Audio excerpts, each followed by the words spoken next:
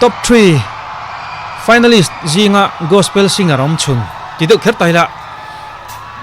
Neihpuii aron rock le don mi ni hi come on a me chia ber he min rock pui le don awang ve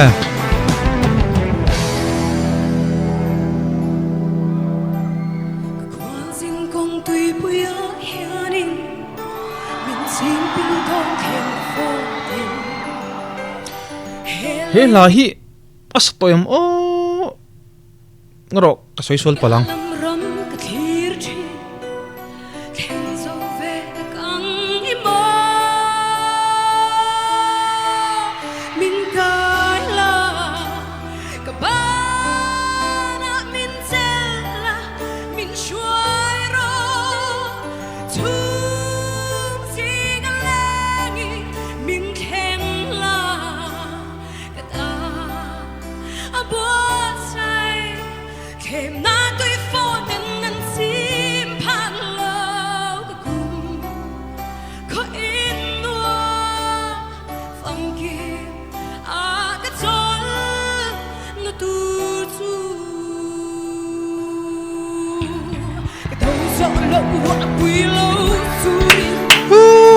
loksin Neihpuii hi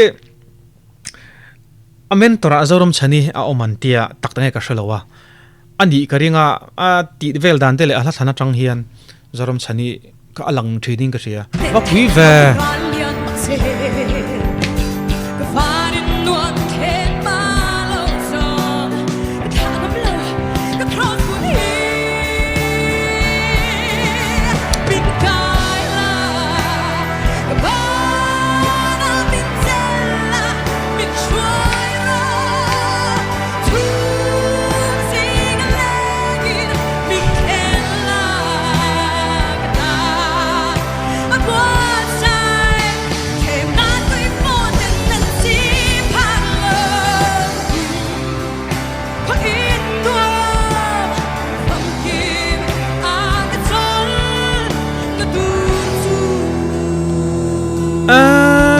Neihpuii chu ka soi thiam nan ber jan in ti siak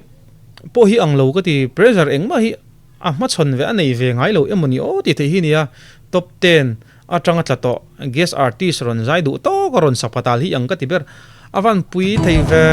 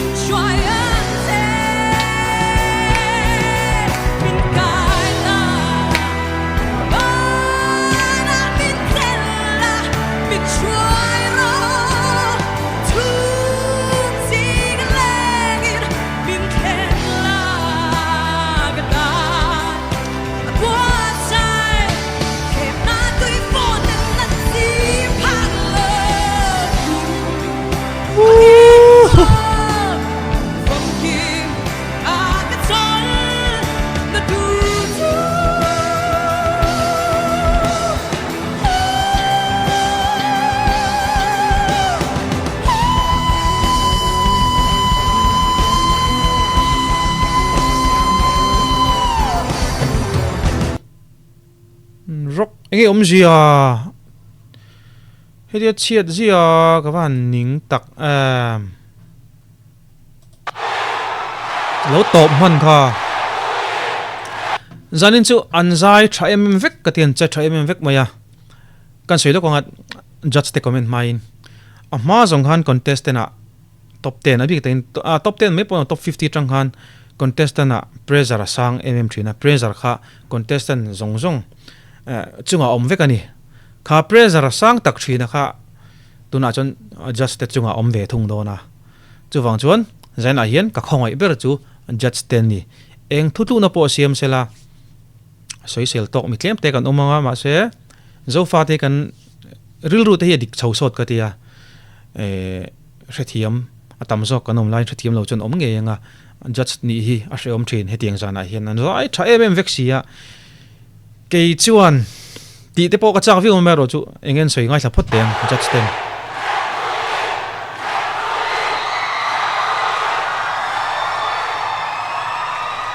score chaber mai game o chu tin zai thavek zai chavong vong boka mi pui thong man boka chunga chuan zai chu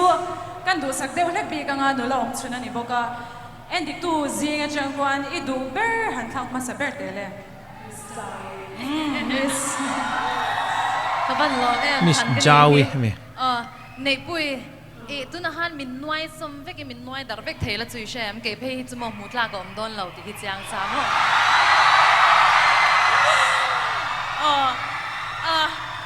izai shim hi chu ammak ke chuan ammak ti hang ka soi duwa chan chu aro pui ema thil mak ang deuh hian ka nga ya zai chat lo em lai nei ngai lo ini anang chu su chu ba ga chuan izai hian nun na shan hian ne ya nun na shan chuan min ron chil chatu hi nom ve thina ni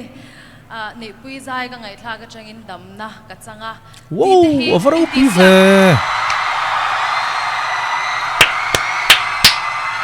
inti siak na bo ruak chunga po heti khopa I oi ina mi ane thei chuan inti siak na ba ka hian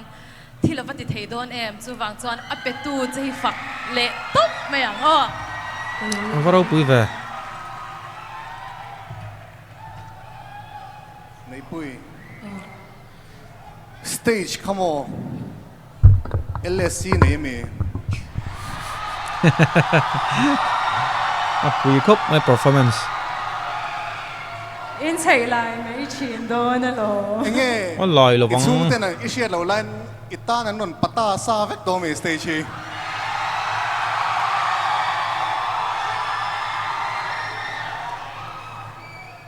midang tam tak po than po hian buk thale ro ti hi ngai donin ka dewa tin mi pui lam vote point le thal sak sakin ka hiat ro sanin chu judge ni shom don zanin chu nota lampang chu kan om lo ani mel khop mai sanin chu tara bo ro po iron chap cha Neihpuii hi I o chu chaw ve deuh to ti a hriat tu ka ni ma sela o chaw sia inon ro thap em mai kha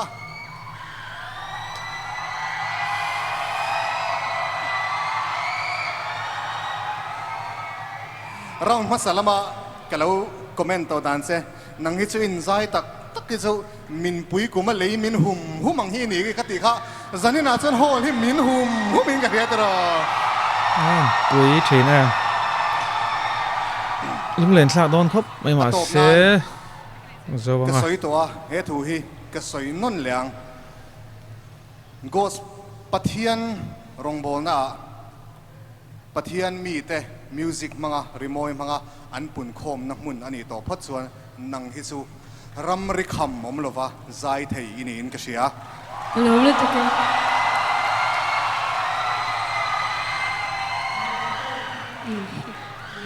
lo ziak to Neihpuii ti ka ti suan le pal ka lau lu to ko mo deng chua ma hol hi ari la rin ber tu man hi la nge mo ka tia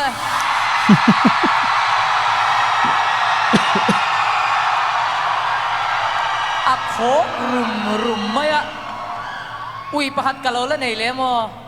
isam kham bala ma ting ei thale lo wa min chei tu te len boka isam khan tha le la han head bang level lo bon don lu tuk khan kan sia chuanin nia hey izai ang chi hi kan ti tiang gospel a hian an pui te po hi anom thine ten lo tia chuta chuanin nangma a isial big na nia ka sia chu izai nung tlat lai hi engla po sala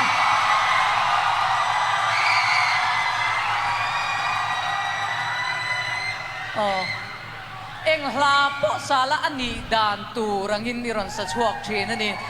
chuanin ti hian kan khar tiang puja wale khabu zai hla tia khanin quote pakhat hi ada tela chuta chuanin Saint Augustine thu soi kha aziak atuta chuan thinlung taka zai hi voini tong trai ai na hluzok thilati theizok atini chuta chuan thin lung taka in zai tak tak hi chu voi ni trong trai tuk vel zet hi ni thinin ka shia ka lo me zai trai Kalau ni tu ke. judge te comment ngai nom Ale. khop mai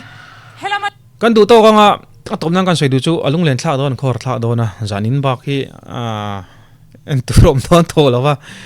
judge te bi takin kan fak do a top nan mingte te uzawite ke mingte atir khan du khop lo na le a thalo ti na kha social media phunri kha mitlem te tipot te mi tam takan ni lo wanga du khop lo view mai ro chu an tha ka tia an comment po ngai noma tin an mi thlan cho te po